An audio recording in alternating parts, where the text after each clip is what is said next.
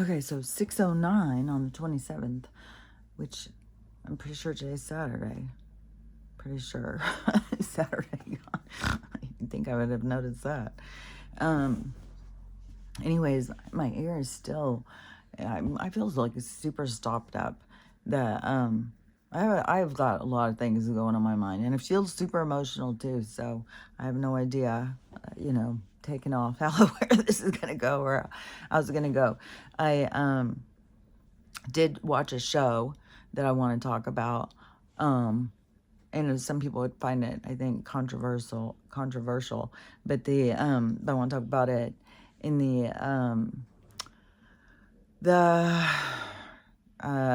yesterday I did take the dogs to the dog park, and I have got to get her into training. She is a powerhouse. Like, she is like, man, she pulls me with the leash. And yeah, it was a fucking nightmare. I swear to God. And then by the time we were leaving, I don't even know what happened. She like jolted or something out the gate, and the gate slammed back and hit my hand at the same time, or hit my wrist. I thought it was broken. I couldn't believe how bad it hurt. And it's been aching up my arm and stuff. So anyways, I don't know what the hell. It's like I can move it and stuff. It's not broken, but whatever it was, it fucking hurt. And oh God, I was irritated. And I had to keep Max on a leash too, because he just takes off. So he did. He got the leash. He got off the leash unhooked. He still had the leash on. Well, as soon as we got out of the car, she starts going crazy. And so I'm trying to hold her back. His leash slips out. He just takes off. I call him. He just takes off. And there's a main road there, and there's like a highway there.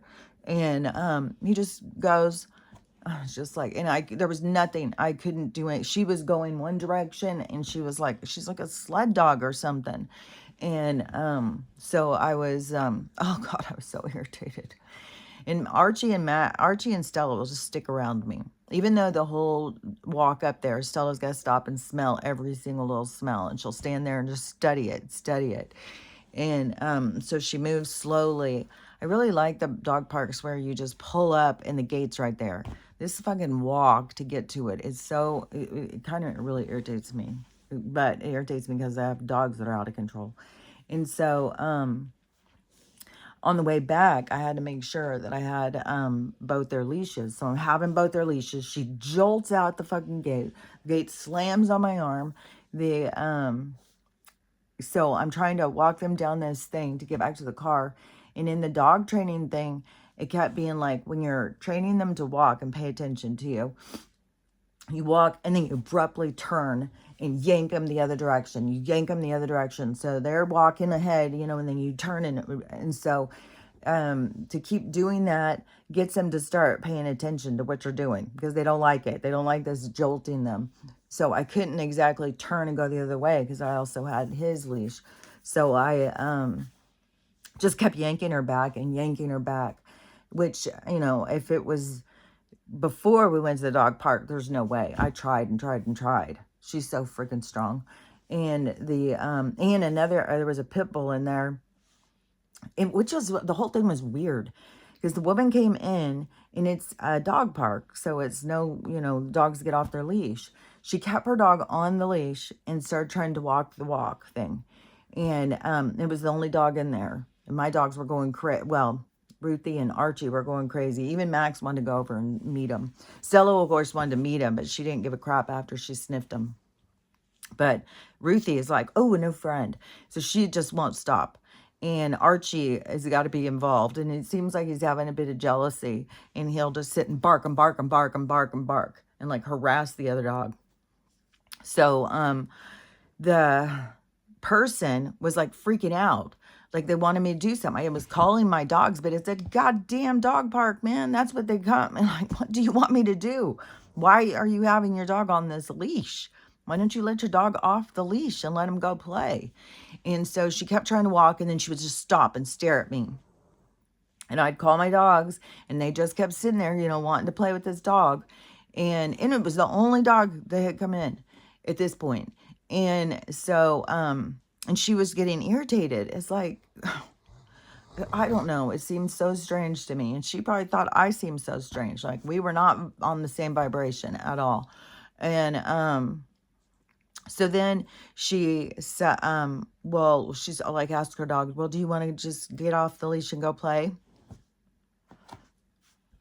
So she lets the dog off, and then she says to me, you know, she was close enough at this point. I said, is that a pit bull? And she said, yeah. And I said, oh, they'll probably be a good match then, the same energy level. And I said, mine's an American Bully, and you can really see the difference in size. Like, yeah, because I'd asked my daughter, because she had pit bulls, and I asked her, what's the difference with the American Bully? And she said it's a size thing. And oh my gosh, yeah, you see her next to, and she's a puppy. Well, this dog was a year old, and she's 8 months, but she was look huge compared to this dog, and just big, like I don't know, kind of like if you put a bulldog next to a French, like an English bulldog next to a French bulldog. It's like the size difference looking. And it is like, she's more like the English bulldog, just more. So she keeps trying to play with them, and she's not aggressive or anything, but she is relentless. And so she keeps trying to play with them, and the dog's kind of timid. And so the lady was very much like, I don't know, I really am not sure what her deal was. And so the but the size thing, I couldn't believe. So then the lady ends up putting her dog back on the leash and leaving the whole dog park, walking her dog down the walk thing, because there's this long walk thing. I don't even know where it leads, because I'm sure I'm not doing it. And but anyways, there was more dogs that came in. She was running and running, and the dogs that would bypass ours, because there's just like 3 separate places next to the thing. And a lot of people come and bring these ball things, which I'm going to get one of these ball things to throw this ball and see if I can get her to start playing or something like that, and teach her fetch or something. But some of these people, like, they take their dogs to a separate thing because their dogs don't get along with other dogs, I don't think. And then they don't want trouble with the ball, because if another dog steals their ball, I guess there's trouble. But she gets so excited, and she'll just start running and running and running. She was like, this dog would be in this other yard thing running to get his ball. She would go tear it off.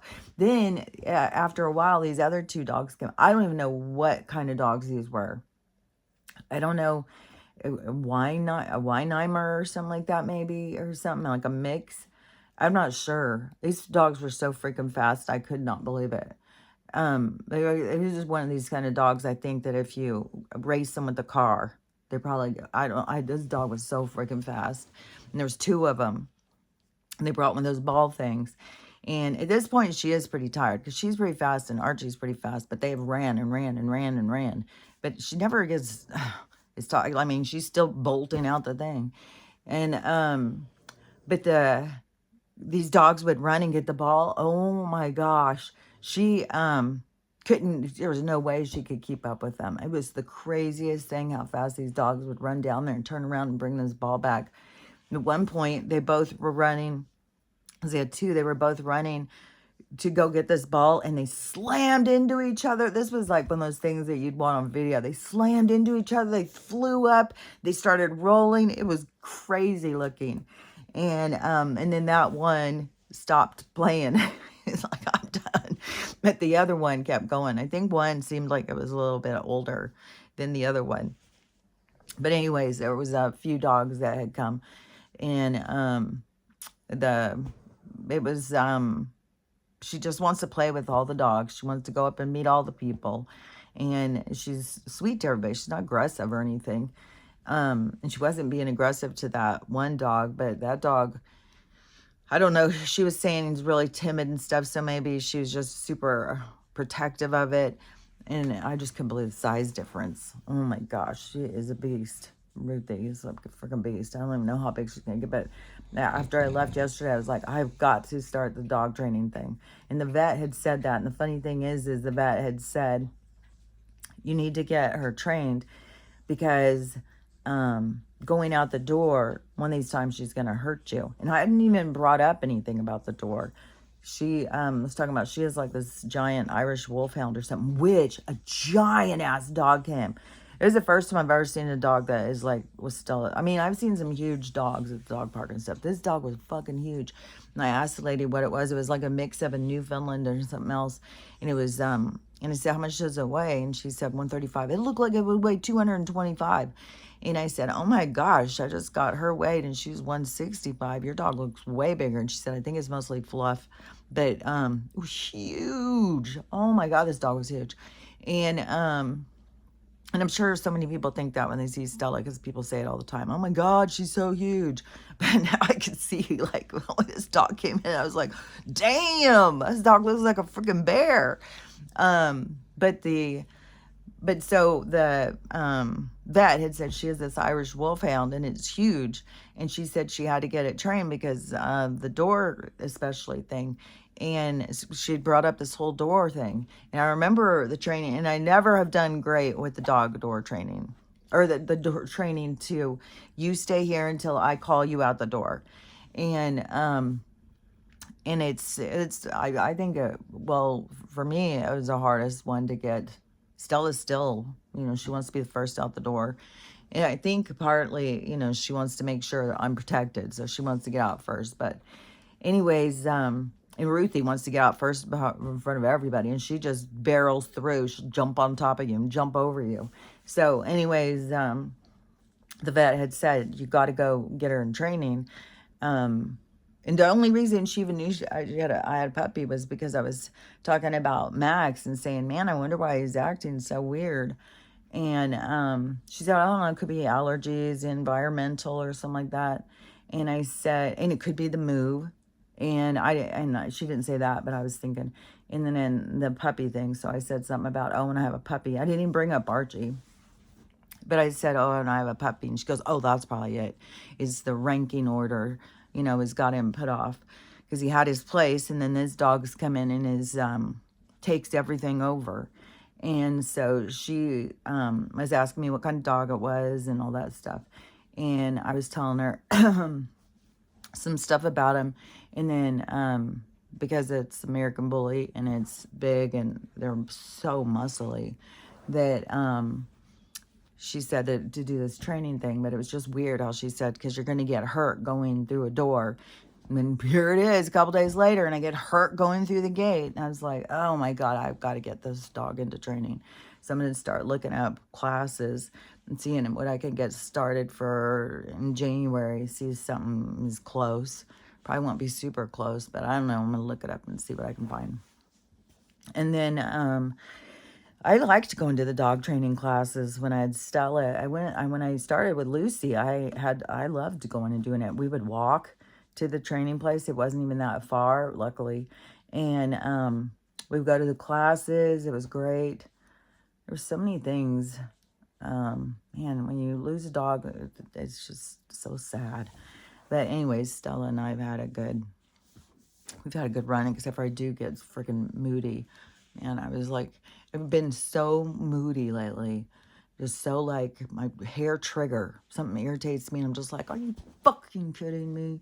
It's just like, God damn. And I swear to God. And I don't know if it's lack of sleep. I don't know if it's just the energy on the planet. I don't know. Even this, I found irritating. Okay, because I do all these little shorts showing like the weather, the dogs, stuff like that. And I was showing the sun. The sun was extreme yesterday, and it was shooting out those I don't know, this thing of light. And it was so extreme to stand how hot it is. And at that point, the sky was really clear. It filled up with clouds, crazy looking clouds towards the evening.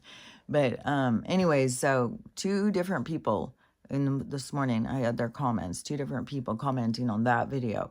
And one of them said that both of them were just like trying to be rude. One of them was like, oh, the sun should make people happy. But of course it doesn't do that for Kelly. Something like that. I was like, I wasn't even going to respond. And I was like, man, they act awfully familiar. Like they know me or something. You don't fucking know me. You're sitting here deciding, you're judging. You don't even know me. And so I said, in a comment, I said something about, you act like you know me. Do we know each other? It's like, because that's a pretty bold statement. Oh, of course that should make you happy, but of course it doesn't, Kelly. I was like, shut the fuck up. And then this other one was they were saying something, trying to be rude too. It was the sun, I don't know, whatever, to their perspective, it's all normal. Learn something about the sun, I guess. Everything's normal. It's like, oh, shut the fuck up. So anyways, yeah, it's so funny because sometimes when these people come in, it's like, well, I guess when you do shorts, there's a lot more people looking at the thing. Not everybody's awake. And so it's just whatever. But it's weird how you have these certain personalities that just they can't just like let it go. They got to come in and say something rude to you. They got to make sure that like that they think you're stupid or something. I was like, shut up. Like, what is your problem? And which there's things about this show that I want to say about that too, because it kind of goes with that. But there's this thing that happened last night that I want to talk about because it was so trippy. It was so Ruthie got up and she went over to the door. She had to go to the bathroom. And so I get up and let her out. And I look at my phone. Well, no, wait a second. I think I don't know when I looked at my phone. Maybe it was when she got up, and I picked up my phone and I looked and saw it was 11:30. All I know is it was 11:30. And so I opened the door to let her out, and I was just like, boom. I was just like, what? Oh my God. It was just like this, like, it was like this fucking woke me up so quick when I looked outside. It was like, I don't even know how to explain it. And there's no way I can explain like exactly like what I saw. And so it was like there was 3 fleets of ships, and they were in some kind of formatted, like what would that be called? Like when they're all like perfectly lined up in formation. So like 3 fleets in formation, and they were separate. And and then there was one ship that took off and started going, and I was watching it. And it was, I used to watch I used to see, that was when I got my telescope and stuff. I used to see ships all the time over Spokane when I very first started seeing this stuff out in the sky. And a lot of times they're red when they're moving around. And so I was watching it and I was thinking, so is this a plane or is this a ship? And so I was watching it, and it was going across, and then it stopped. So it just stopped at the next fleet. So it left one fleet, and then it went over to the other one, and it stopped. And then I was like, okay, that's definitely got to be a ship. What airplane is just driving through the sky and then just stops in the middle of the sky? And why would it leave one fleet and go over to the other one?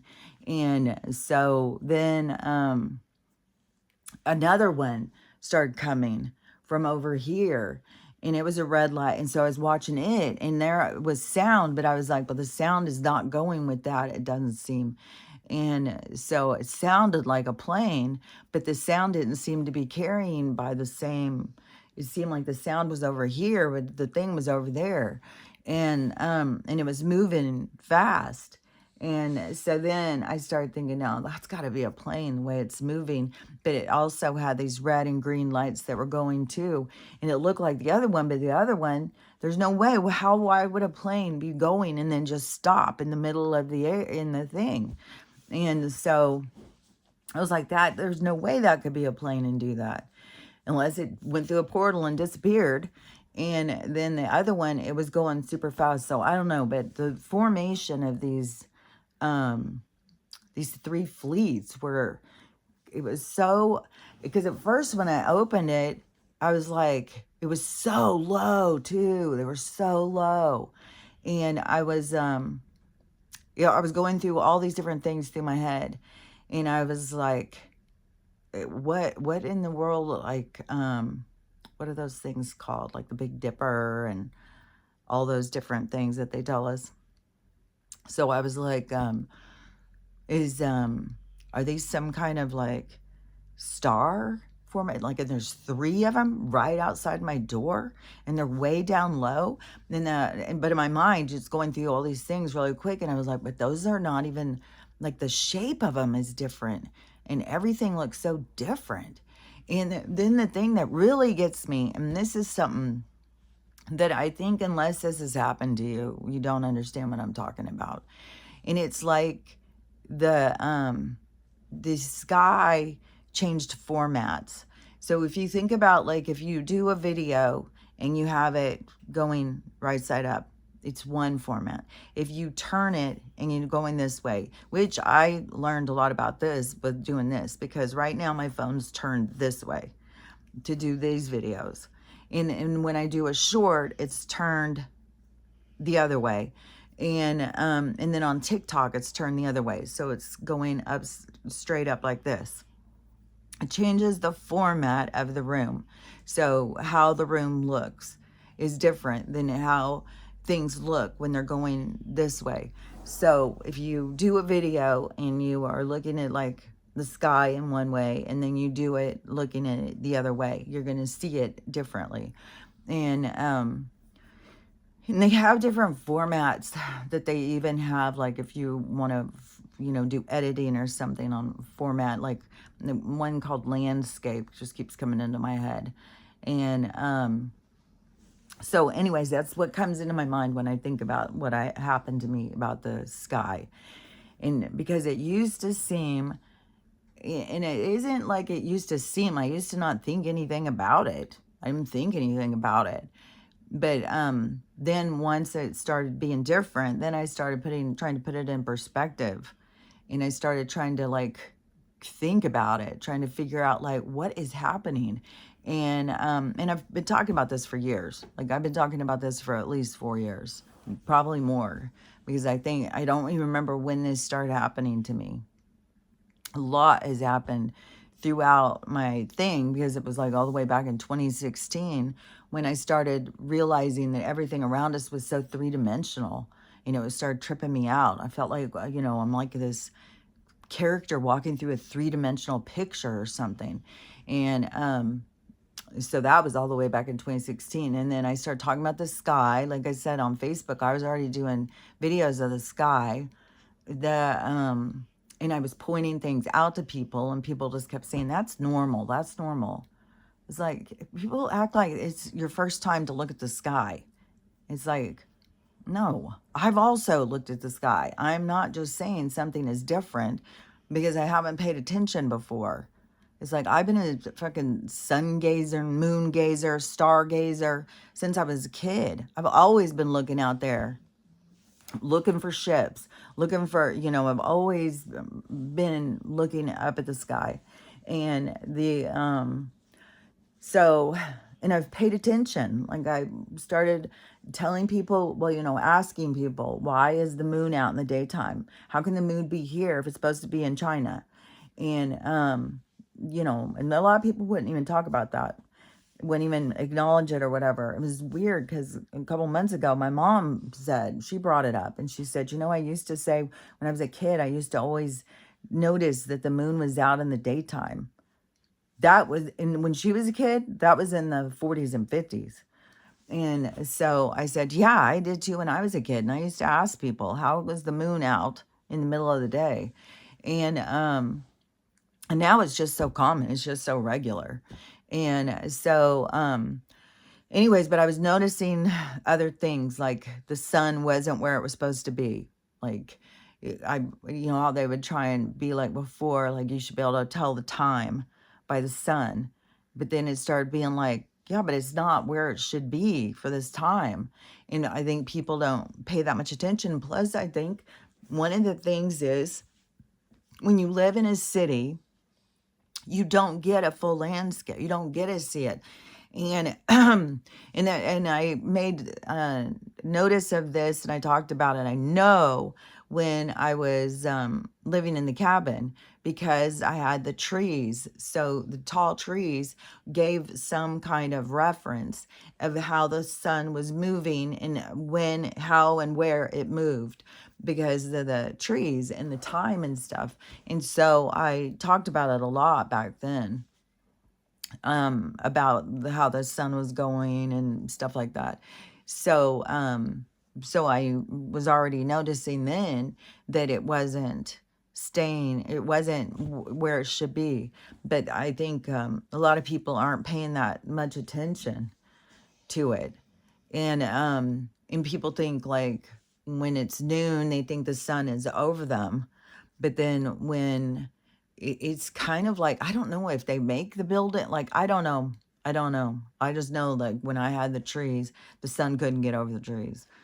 And so it's not so far away, like they said. It's not way above us, way far away. It's like going out around us. And so and it's like it doesn't even, I don't know what they got going, seriously. And so then so at some point, I always like just looked at it like, I don't know, like it was going around kind of like this.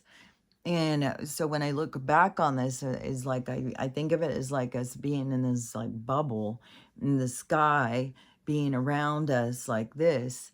And when you go further away from the city and you're out where you see more sky, it gives you more perspective of the sky. And it seemed to be this certain, more of this other kind of shape that I don't know how to explain. But then all of a sudden it changed and it went out. And I talked about this all the time, but it was years ago. And I kept saying the sky is going out. It's not going around, it's going out. And so it's like it's like, to me, what it seems like is like if you took a bubble and we lived in this bubble, and then all of a sudden everything started changing and the bubble started flattening, like the pressure of the firmament is coming down and spreading. So the bubble is spreading like this. It's not this. Now it's like this. And then so you look and you see way out. The sky is way out. It's so weird. And the clouds, everything. It's just the weirdest looking thing. But then I'm like, I don't know how many people notice this because it looks so weird. And then so many people live in cities and stuff. And so they don't get the full look. You look out and you see, your neighbors' houses. But when you are, can see it so far, it's like, oh my gosh, it's like this long, like our sky's long like this. It's not up. It's like this thing.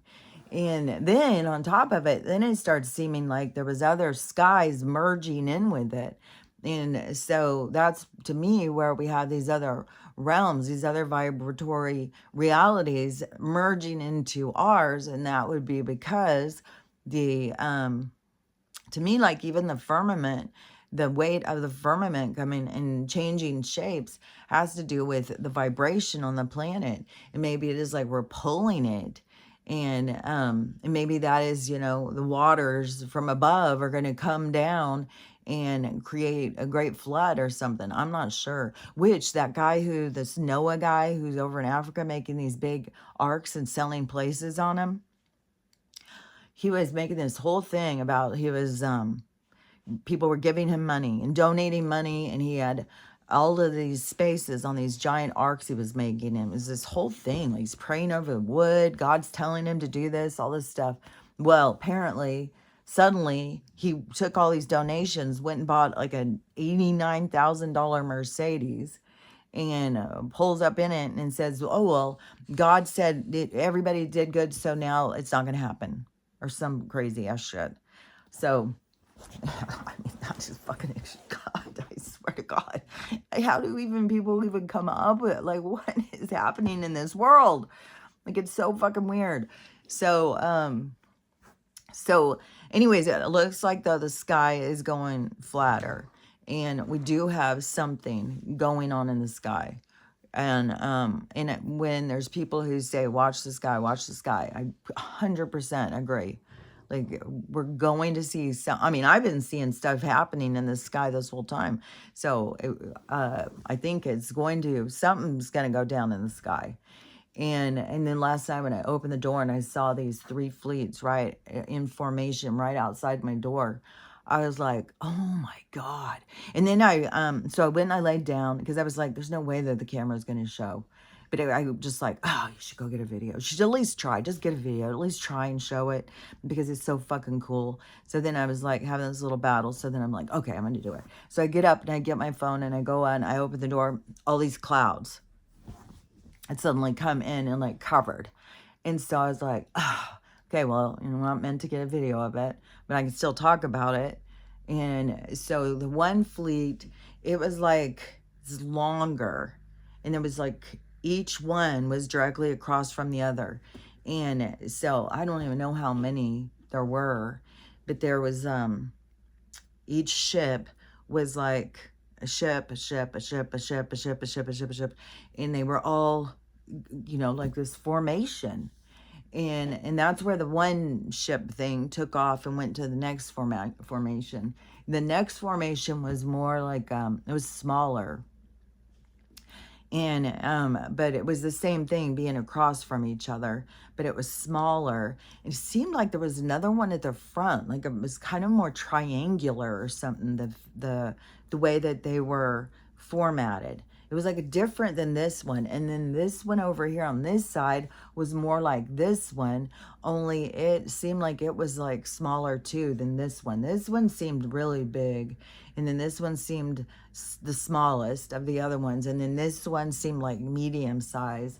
So the door's right here. And so outside the door, so there was one over here on the right of the door, then one directly in front of the door, and then one on the other side of the door. And they were so low. It was so low in the way that they all went out. It wasn't like looking in, it was weird because it was like they were all out. Like, so I don't know. I don't know if they're out there all the time and I can't see them all the time because I open the door a lot in the middle of the night in the dark to let the dogs out and stuff. So I don't know. But it was wild looking. And it looked so much like so many times when I go out there and look at the sky, I feel like we are 100% merging into another world. And so many people just don't see it. And then when I opened the door last night, it was like, oh my God, is this like in another world that these ships are there? And we're just crossing paths in this vibratory merging of these realities? Or are they in ours? And they're here to make themselves known, to protect us, to take people when something happens. Like, I don't know. It was wild though. It was so crazy looking. And then I didn't even walk out and go and look and see, more. All I could see was from the door. So the fleets could have been like way, way longer. And there could have been more. I don't know. I probably should have, but it was really cold. And I was just so excited, just so happy to just see what I saw. It was just like, it gives you such a feeling of like, oh, there's so much more in this world than what we know. So much more than what some people are expecting. Things are going to take such a sharp right. And it's going to be so unexpected. They think we're going left and we're going to suddenly pop a Yui. And so it's, I don't know. It was really exciting. It really just like sparked me with this like excitement. It was seriously like I was dragging ass, opened the door, and all of a sudden it was like, boom. Oh shit. It was so cool. So, and I don't know. I mean, we could stay up every night, all night, and try and see things, and sometimes you will and sometimes you won't. You see so many people getting all sorts of crazy footage of ships and stuff, and then there's this whole crash that happened, I don't know, a week ago or something. Then they were saying like it was a drone crash, and then they had all these feds there and stuff. So, you know, I don't know. It's all like everything is like a big show. I mean, it could have been fucking, for all I know, it could have been the firmament, and it's their screen, and they put that up there because they're about to do their fake alien invasion. Like, I don't know. I have no idea. I can't tell you. All I know is what I saw, and it was wild. But I mean, it could have been part of the movie. I have no idea. But on the big screen. So on this show, so my daughter, she read these books. Well, she's a avid reader. She reads all the time. My kids started reading when they were little. We would always get them to read. And then my husband would also go in and read big books to them, like read the whole fucking these big series and stuff, these books to them. So they were always above their reading level and stuff, and really into reading. And they all have a love for reading.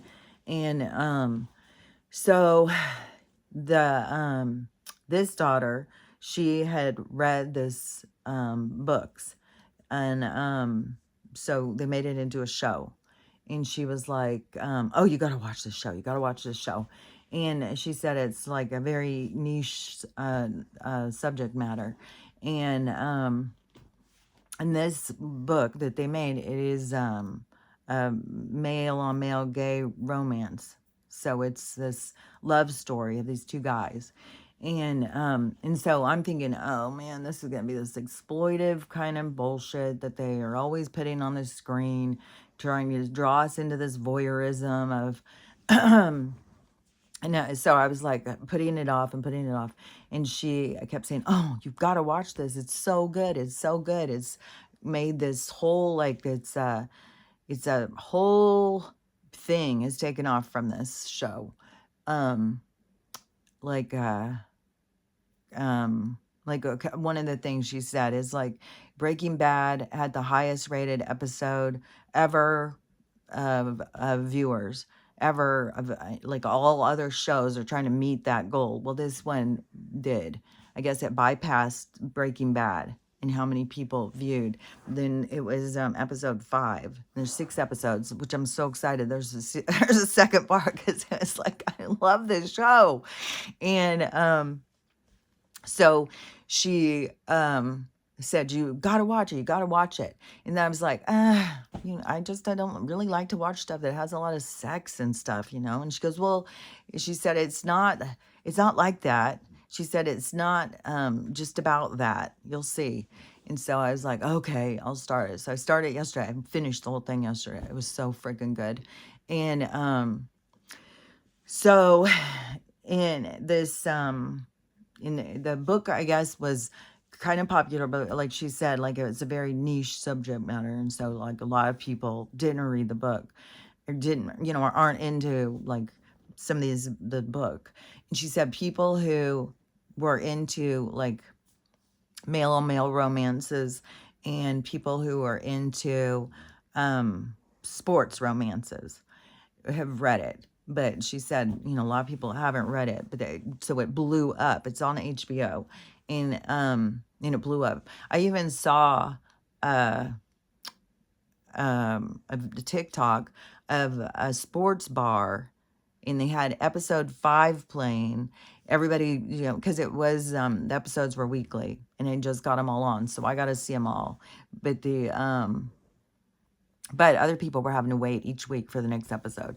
And so last week was the 6th episode. So they all were on. So anyways, the 5th episode that was, so these huge amounts of people all gathered to watch it. And so it's this giant sports bar. I couldn't believe how big this sports bar was. And they have the big screen up there in this scene, which this scene was, oh my God, I cried. I was like so emotional over this scene. It was so good. Just thinking about it's gonna make me cry.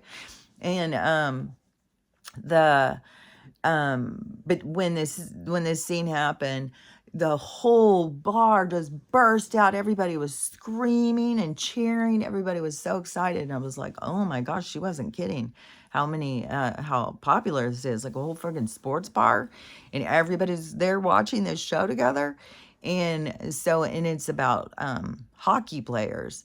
And hockey players are even more onto the masculine. They are very, like, I guess, kind of structured, kind of like it's the expectation is guys get married young and have a lot of kids, and they show that on some of the different ones. And so if you any guys who aren't like that, they have to hide it. They can't be themselves. They have to hide it because you have to be this tough guy, this macho guy. And then when you think about hockey, they are pretty like kicking each other's asses and stuff on the ice. Like it's pretty can be pretty violent and brutal, but it's a cool ass sport. And but it's very masculine driven. And a lot of people don't look at gay guys as masculine. They look at it as not being masculine. And so they're very put off by it. So the people have to hide who they are. And so it has that as a part of the structure of the storyline, is this, people not being true to themselves and not being honest with themselves and hiding who they are and stuff, which is, especially during the awakening, that's a hard watch because it is so much about your authenticity and living your truth and being honest and authentic. And so when you're watching somebody who's having to hide themselves for whatever reason, it hurts your heart. It's like, oh my God, what a horrible, horrible thing to have to not be real and to be in. One of the parts is even the kid, one of the guys, he's feels like he's lying to his parents all the time because he's not being honest with who he is. And he's not telling, because he's just figuring out he's gay. He doesn't even know he's gay at this when he first meets this guy. It's they're rookies. They're just like out of college or something, and they're like the top players. And one of them is supposed to be this Russian guy, and he is it's hard not to just fall in love with this guy. He is just super cool, and because it shows so much of who he is, kind of at his, like what it is to like hide yourself from who he is. And in Russia, I don't know if it still is, but it's against the law to be gay. And then his dad is a cop, and his brother's a cop, and his brother is just like, oh my God. And they just use him for money too. And so, and the dad is very hard ass, and even to the point that the wife had done herself in when the kid was like 12 years old. And so he is, but he's a sensational hockey player. And so he gets drafted. And the other guy, he is Canadian. And he's like the top at his school. And so they have run-ins together, like they see each other somehow. And I don't know if it's like World Cup or something, but whatever, these different kinds of games that they have ran into each other. And the one guy who plays the Russian, my daughter was like, you won't even believe, like these two guys are nothing like their characters. And their characters are just like, there's this total likable part of them. And where you just feel their pain. Like this movie or this show shows so much deeper stuff. And so the Russian guy, he's really a Texas kid. and he looks different. Like he looks different. It's trippy how he holds his whole demeanor and stuff is so different as the Russian character. And he had to learn Russian. Like there's so much Russian spoke in this show. He is like you. I thought he was like had to be really Russian. I had no idea. When she told me he is just like a Texas guy, she said, "I'll send you some videos of them doing interviews. You're gonna be shocked." I was shocked. I was like, oh my God, I cannot believe how different he acts and how he speaks such good Russian. Oh my God, and his just his dialect and stuff when he's speaking English, like, oh my God. But he did have like a coach and stuff, and he someone interviewed where he said he got picked for the role. He had 8 days. And so in that 8 days, he had to start learning Russian. And he had to have a dialect coach and stuff. So he said from the time that they said they were picking him, he had for a month and a half, he had Russian lessons every single day. I can't even believe how good this guy's, like, it's hard to imagine that in 6 weeks that you could speak like this. And he has even a whole monologue that he because he has a hard time speaking his feelings and stuff, and the other guy tells him, well, I won't know what you're saying, why don't you just speak him in Russian, and then I'll just listen, but I won't know what you're saying, but you can speak, your truth, you can say what you want to say, which is super, I'm gonna freaking start crying. It's super emotional, what he was going through and what he was saying. And his whole monologue is in Russian. And it's like, oh my God, this guy. Like, it was, oh. And there is sex that, but to me, it is like this whole other level of intimacy. It is not just like this, you watch this relationship grow and this intimacy and these people trying to hide who they are, and even to themselves, like they have to lie to themselves.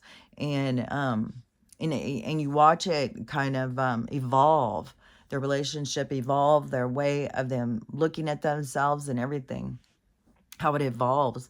And but yeah, there's sex, but they do it so much more of this passion and love. It's not just like this. I would think that it really would up level like people's respect for those other kind of like the love between two people, no matter what, if they're the same gender or whatever, because it is all about the love. That's the thing. And that's what has been being missing for so long, that everybody's just trying to fulfill things through sex, but it's about the love. And this show really represents the love. And then there's another character. This is the episode where everybody was cheering and stuff, because there's this other character, and he's an older hockey player, and he's hidden himself his whole life, and he meets this guy, and so he's crushing on him, and he keeps going in. It's the guy at the coffee place, so he keeps going in and getting a smoothie made by this guy. He keeps going and going and going, and the it develops this whole thing. But the guy who's the hockey player, the other guy is out, is a gay person. He lives his life as a gay man, and the hockey player doesn't. He has to stay hidden all the time. So the relationship evolves and they become involved and stuff. And then you see the dynamic of somebody who has to be hidden. It's gonna make me cry. And what it is for somebody to feel like, a dirty little secret, and to but to love this person and to stay, and as in the struggles that the other person has to hide themselves when they want to be seen, they want to, but they're scared of what's going to happen.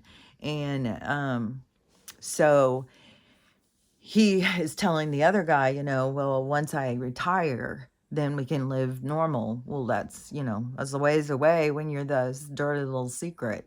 And And so anyways, this whole thing, I won't say what all happens in case somebody wants to watch it, but oh my God. Oh, I swear to God, if you watch it, you have to be prepared to feel super like, and you may not be expecting, you may be thinking, oh, watching two guys fall in love, like, it ends up being like four different, because there's two different storylines going. And you could be thinking like, oh, but when it gets to be love and what people go through, it's the common story. Like, you can relate to what these people are going through. You can relate to being on different sides of these dynamics and stuff. And so it's very real. It's very real, and it's very passionate, and it's great stories, and it's got such a good theme of what, the be hiding yourself in this ultra masculine kind of profession and stuff. So anyways, I can't even tell you how much I like this show. I'm like, I said there better be a season 2, and she said, oh, there is, but it's not gonna be out for a year. But she said the book is so good. You could read the book. So I don't know. I might end up reading the book to see what's going to happen. Because I said, uh, you know, I wanted to know some things that were going to happen. And she goes, I'm not going to tell you. And then she goes, well, if you really want to know, I'll tell you. And I was like, oh, I don't know if I really want to know. I want to be surprised. Do I want to watch it play out? And then I hate when you have to wait a whole year for these things. But the two guys that are in the show, so there was all this speculation because there's so much heat between them. They're so like, oh my God, you cannot help but fall in love with this couple. And they're so dynamic together. And so then there's been tons of interviews, like these two guys skyrocketed into the public eye. Like, they were just two struggling actors who were both working as waiters. And then they got discovered for these parts. And then they got the parts, and like the one guy said, it was 8 days and he was filming. And then the show came out, and I guess from episode 1, people have been crazy for them. And so they're in all sorts of interviews and stuff, and there's a big drama that's happening right now in one of them, because everybody kept being like, well, they've got to be gay. They've got to really be in love. This has got to be real and stuff. And they won't tell. They wouldn't tell anything. And so, we didn't know. Even their personalities are so different than the characters that they play is another thing that is just like, that's so weird. And then, and they're cute together. Oh my God, they're so cute together in the interviews and everything. And they said that as soon as they met each other, it was like soulmates. It was like, best friends for life kind of situation. And so they are, like this two guys ending each other's sentences kind of relationship or something. Like, they're very dynamic together, even as just not as the characters. And so the big drama, though, is because there's so much speculation on if they're together and if they're gay, which they're not saying if they're gay or not. And then it just came out that the one has a girlfriend, and they've exposed who the girlfriend is. And so he's very upset about this, and he was like, I'm going to stop being on social media and stuff, because that it is intrusive for people to expose other people. He said, it's one thing, for me to choose to be famous, but you can't sit here and just like do this to other people who aren't making that choice. And so, and then he is, another thing that I had seen too, is because there's, everybody's got to get in on it and talk about, their opinion or whatever. So, Page Six, and I think maybe it was the writer for Page Six, if she started trying to create drama or something around this show.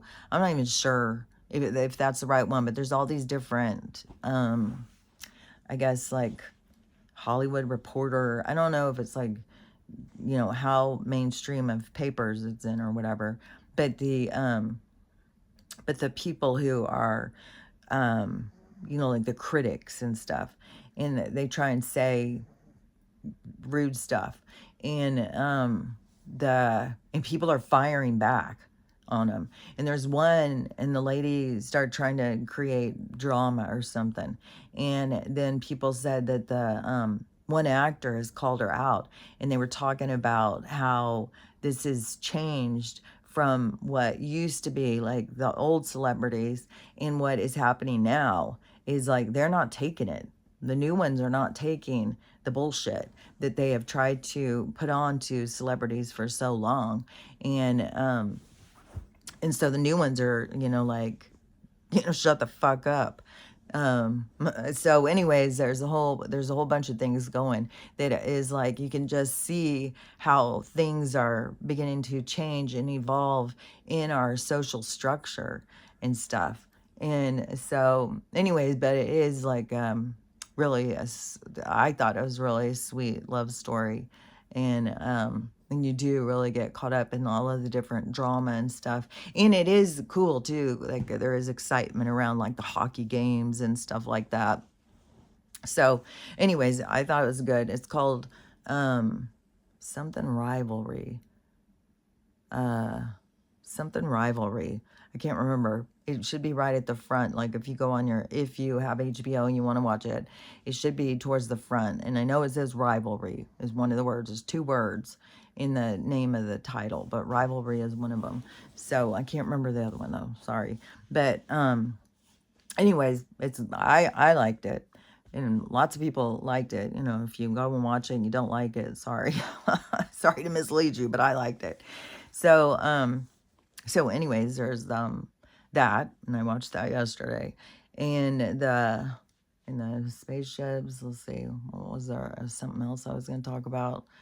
The dogs, my wrist, my moodiness, uh, the people when they come in and try and say rude stuff to you. It is absurd. But when you really, when you break it down, and people who just choose to be rude to other people, it is like it just has become so much more clear that it's their problem, and they can't just make it, you know, you want to try and say something rude to somebody, you've got the problem.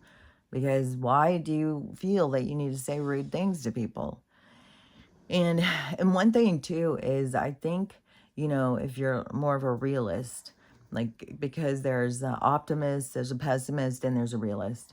And I think that right now there is kind of a, a merging of all of these different kinds of aspects of yourself, because there's definitely times where I felt like, you know, I was an optimist.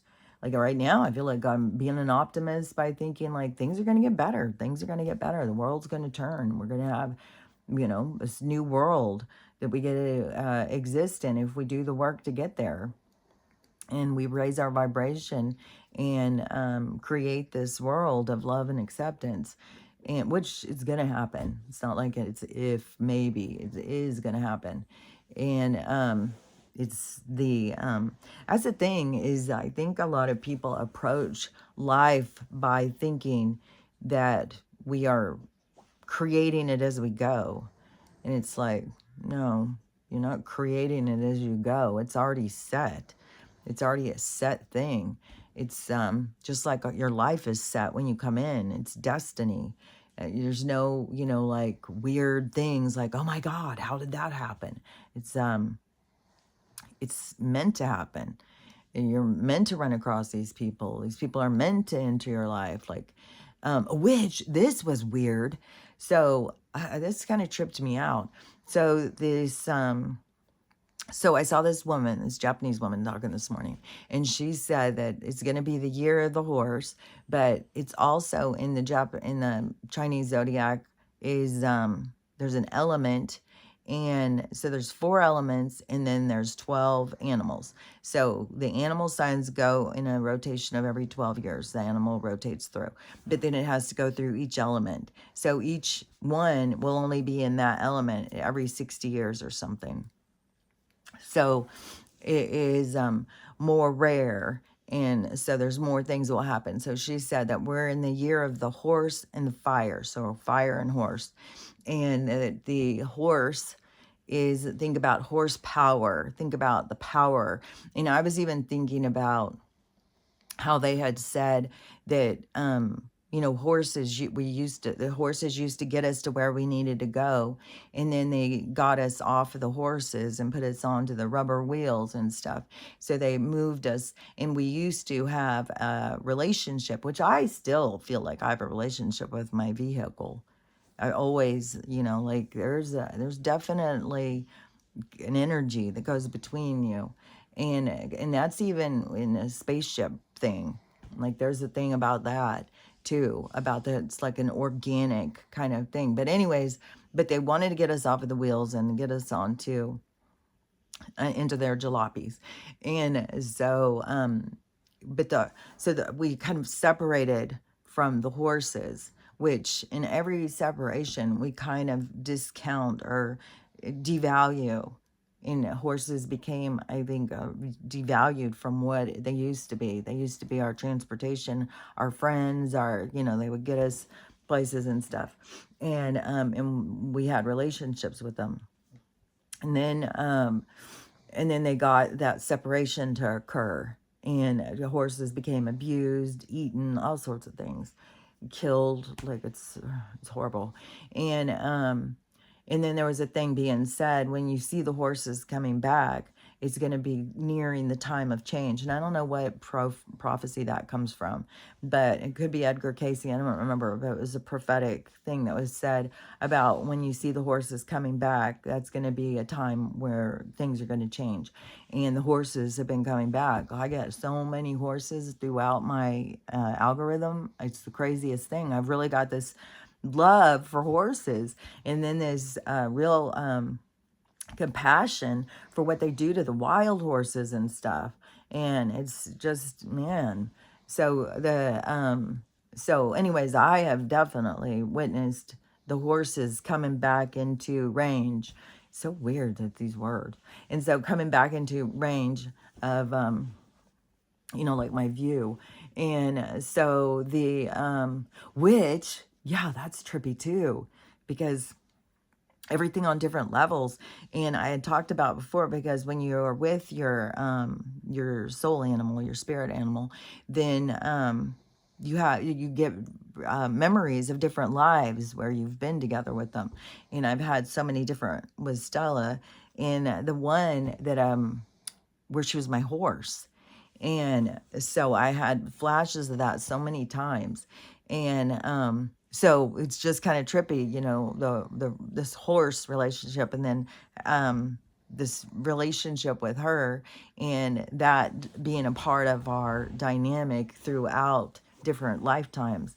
So that's just kind of weird. It just came to me. So anyways, the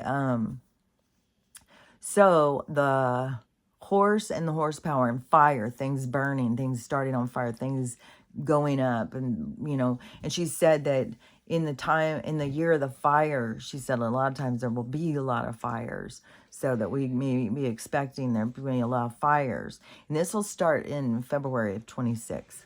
And so the new year isn't at their same time.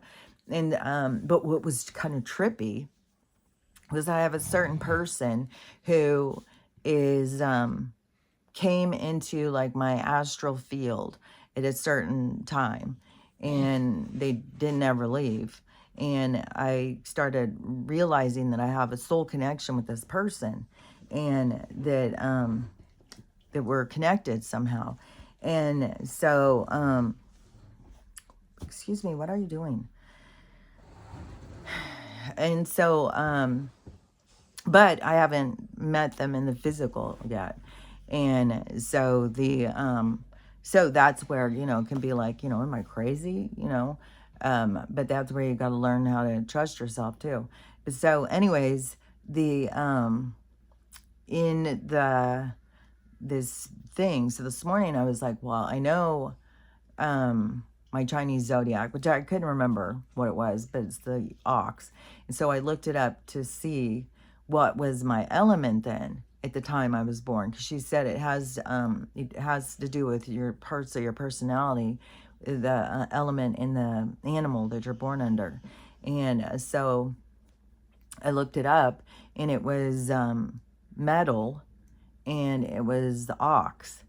And then the dates go from February, I think February 26th of 1961 to February 26th of 1962. And I was like, that is so wild, because that means me and that person are the same. We were born of the same thing, the same year, the same, under the same animal and the same metal.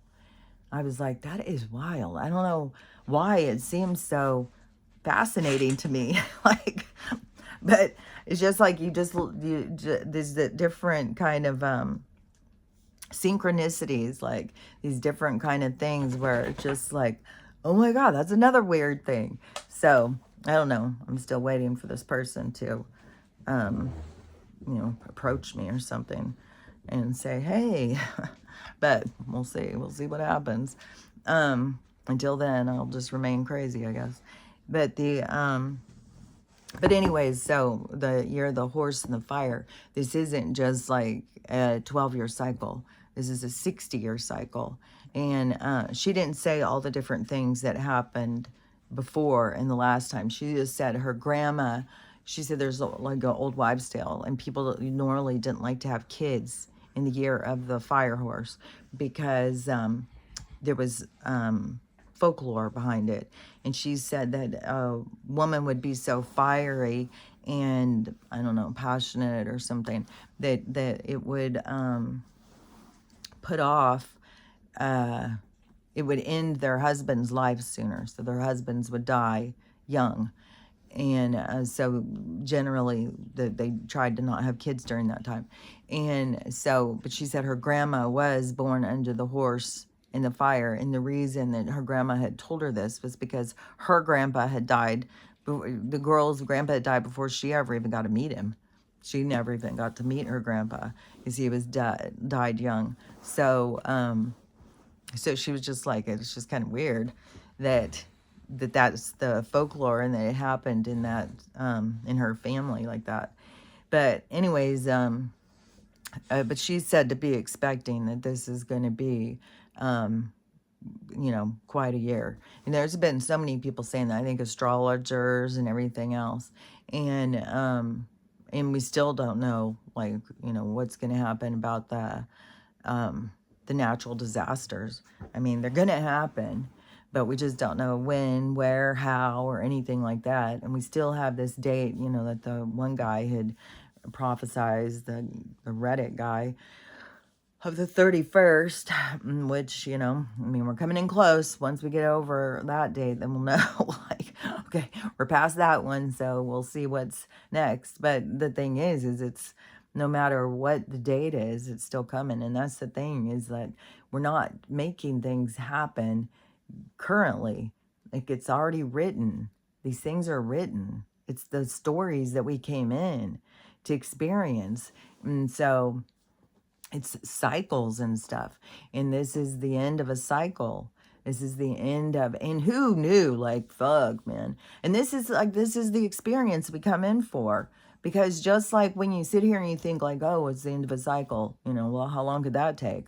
We'll go in and experience it, and you find out, and then you get to see how you react to the experience, what the experience brings out in you. That's your lessons. That's the part of you that is here to grow, is to understand yourself, to see these sides of yourself when you're going through something, and then even taking notice over how much control you believe you have over how your experience goes. Like, there's people who think like they're trapped in narcissism, they're trapped in anger, they're trapped in victim, they're trapped, people keep themselves trapped there. But every day is an opportunity for you to discover yourself, find yourself, get control of yourself.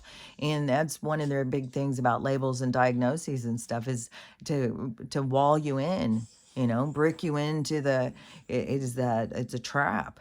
That's why you don't want to be holding on to all their bullshit and their diagnoses and all their labels and stuff. You got to let them go because they are a trap. And so, but in reality, everything is these cycles and storylines and stuff. And it's just like, like a movie, that was written. And these actors get to go be in this movie and bring the movie to life. And that when they go into the movie, they're not rewriting it. They're not rewriting the script. They're not changing the movie. It's the same thing in the micro macro. We don't come into this storyline and we don't change it. We're not redesigning it. We are experiencing it. And so these cycles are already set. And there's so many people who think like, just like the guy yesterday who was doing that thing, like all the people who are awake, you got to get out there and change it. You got to change the world so that we don't have to go through this. It's like, well, that's not the storyline we're in though. We're in this other storyline. And just like I was saying, like you can sit here and think like, well, things are going to change and but you don't realize like, oh no, it's long and slow and tedious. And every day is an opportunity for you to redesign yourself. It's not like you're not changing. It's weird though, is because as you redesign yourself, you are creating a ripple, you are creating change.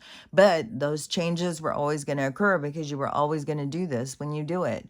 It's a part of how it works. And I think it is a really hard thing for people to wrap their heads around. I think people really think like, like there's a God up there deciding things. And depending on what choices you make in the day, like that it matters in a way that doesn't matter. And it is, and it's like this kind of opposite of what it is that people think.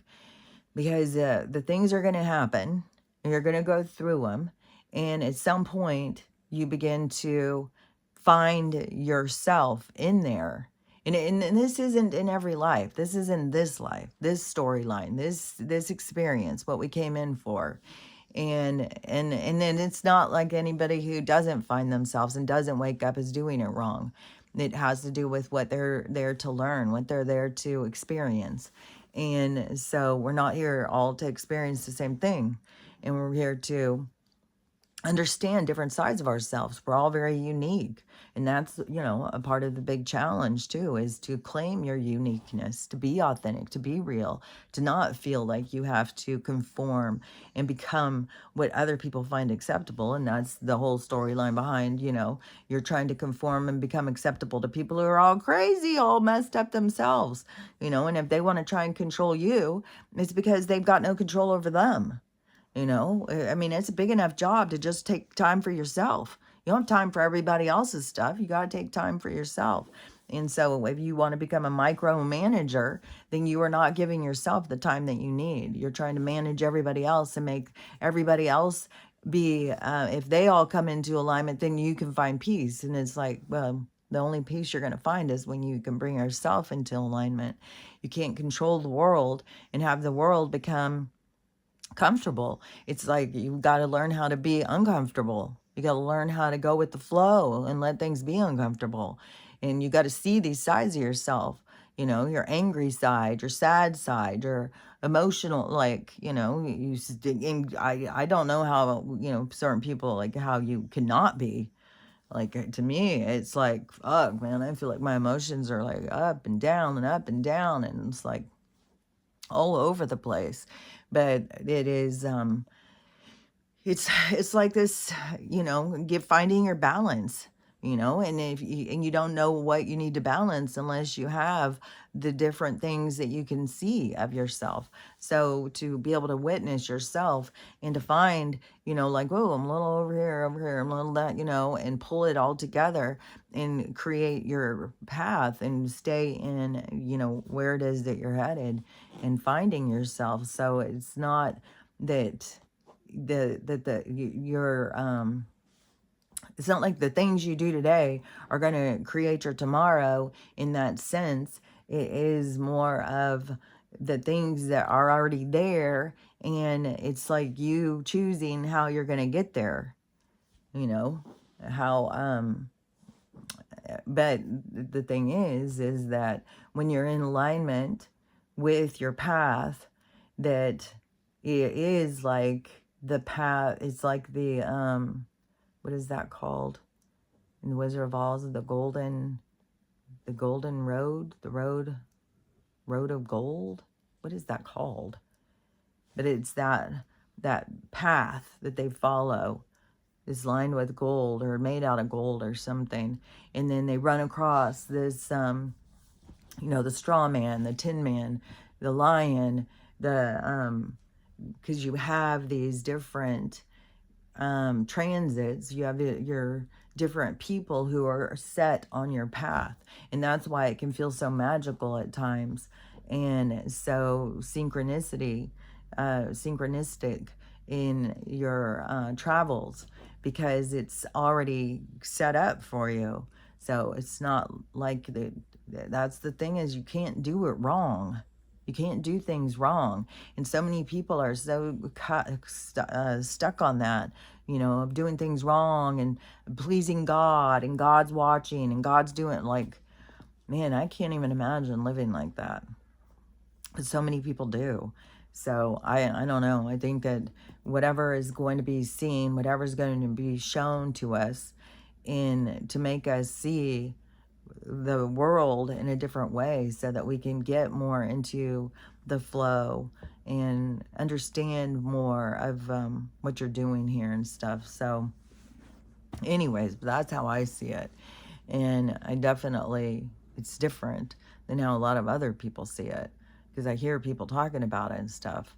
And so many people, like, like everybody thinks like God's watching down on them. Your higher self is. Your higher self, you can look at your higher self as a God, but then you have to claim and acknowledge the fact that you're eternal and you are your higher self. And so you are essentially a God. And so it's not like the God that's over, the neighbor is over me. It's like they've got their own God that's over them. I've got my own God that's over me. We all have our own.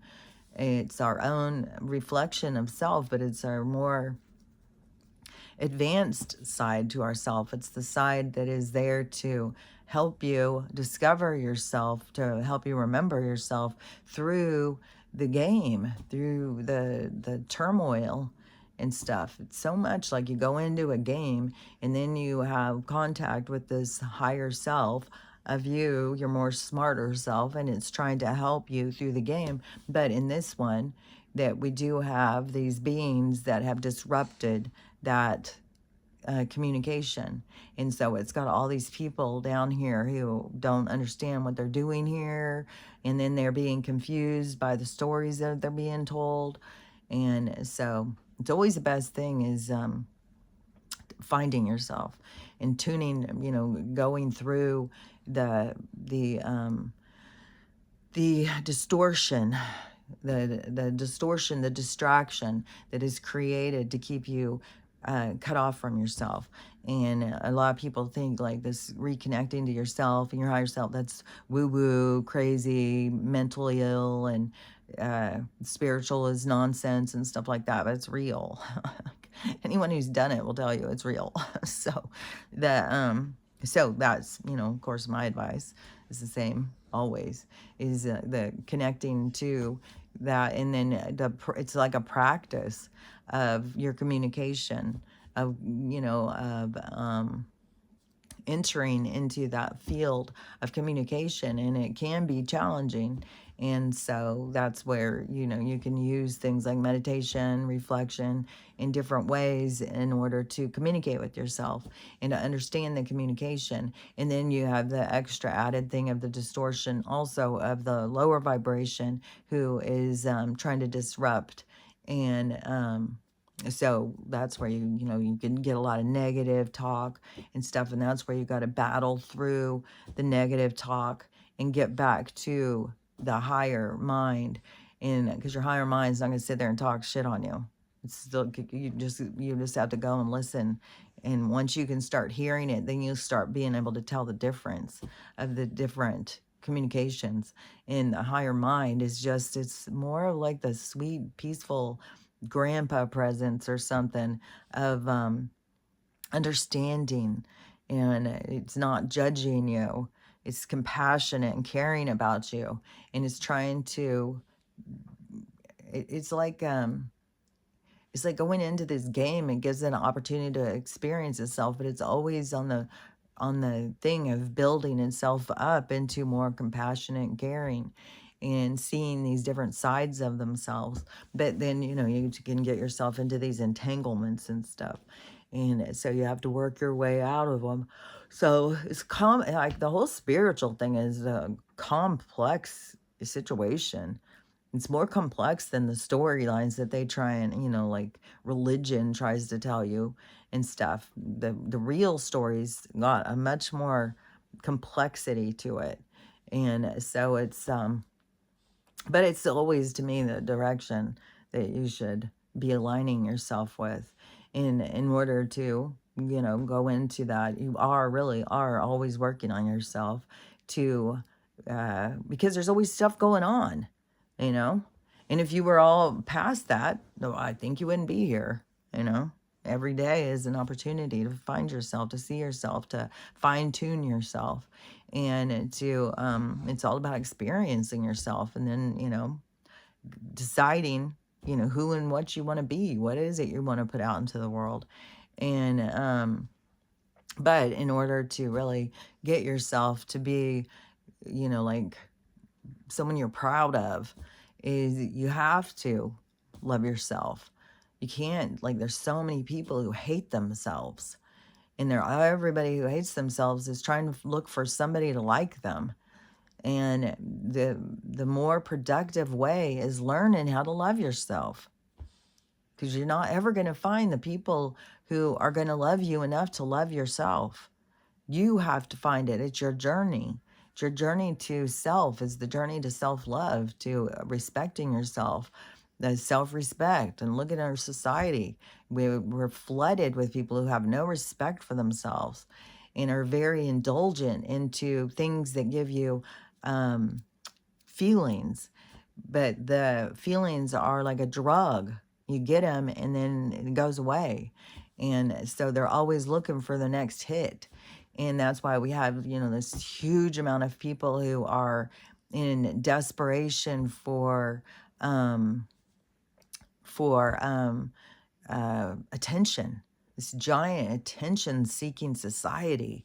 And but really, the attention that you need to get is your own time to yourself, taking care of yourself, listening to yourself, loving yourself, learning about yourself.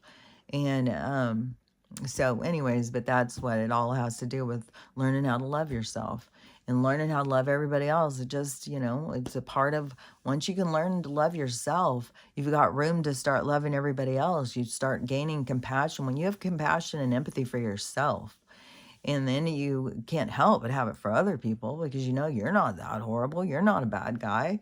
And so everybody else is not a bad guy. So you start having all this compassion and love for other people and seeing, what it is they go through. Just like this love story, this show. It isn't just like a gay love story. It just is like, it's just a love story. And just so happens to be guys who are trying to hide who they are. So it really, I think that's why it has got such a huge following, so many people, because it's not just this one little tiny thing. It's bigger than that. So anyways, but learning how to love yourself, learning how to love everybody else, and learning how to have the day you want to have is all part of what we're here to do. It's all part of what's going on. And there is going to be, things are going to be heating up. I guess if we're going into the sign of the fire and the horse, so things are going to be heating up. So people who haven't been really focusing on themselves are going to really feel the push. So it's always a good idea, take time for you and figure yourself out and learn to love yourself. And today there will be definitely things that will be, challenging us all. And so we will see what this day brings us, and then we'll talk about it tomorrow. So anyways, I'll talk to you later. Bye.